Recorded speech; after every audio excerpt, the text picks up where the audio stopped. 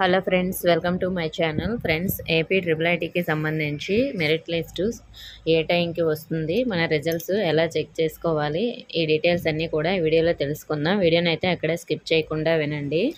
అలాగే మనము ఈ రిజల్ట్స్ ఎలా చెక్ చేసుకోవాలంటే, last time first page results release అయినప్పుడు వెబ్సైట్లో చెక్ చేసుకున్నారు కదా, అదేవిధంగా ఇప్పుడు కూడా చెక్ చేసుకోవాలి. వెబ్సైట్ లింకు డిస్క్రిప్షన్లో ఇచ్చాను. ఆ లింక్పై క్లిక్ చేయగానే మీకు డైరెక్ట్గా అఫీషియల్ వెబ్సైట్ అనేది ఓపెన్ అవుతుంది. అలా ఓపెన్ అయిన తర్వాత మనకి ఇక్కడ లింక్స్ అనేవి రిలీజ్ అయిన తర్వాత వస్తాయి. ఆ లింక్స్పై క్లిక్ చేస్తే మీకు లిస్ట్ అనేది ఓపెన్ అవుతుంది. ఒకవేళ మీకు ఓపెన్ అవ్వకపోతే నేను వీడియో చేస్తాను, డైరెక్ట్గా లిస్ట్ పీడిఎఫ్ కూడా డిస్క్రిప్షన్లో ఇస్తాను. ఆ వీడియోలో అయినా మీరు లిస్ట్ చెక్ చేసుకోవచ్చు.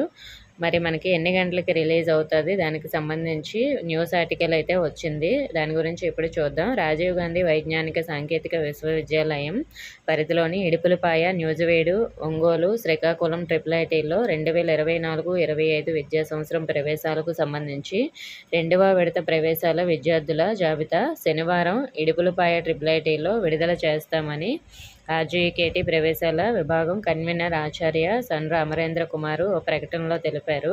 ఈ 4 ట్రిపుల్ ఐటీల్లోని 4140 సీట్ల భర్తీకి జూలై 22 నుంచి 27 వరకు ఆయా క్యాంపస్ల్లో కౌన్సిలింగ్ నిర్వహించగా, మొదటి విడతలో 3396 మంది విద్యార్థులు సీట్లు పొందారన్నారు.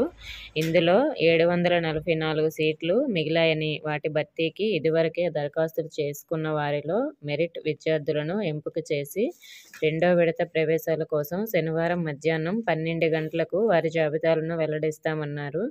ఈ ఏడాది ట్రిపుల్ ఐటీ సీట్లు పొందిన విద్యార్థులందరికీ ఈ నెల 19, 20వ తేదీల్లో తరగతులు ప్రారంభిస్తామని చెప్పడం జరిగింది. ఈరోజు 12 గంటలకి సెకండ్ ఫేజ్ రిజల్ట్స్ రిలీజ్ అవుతాయి.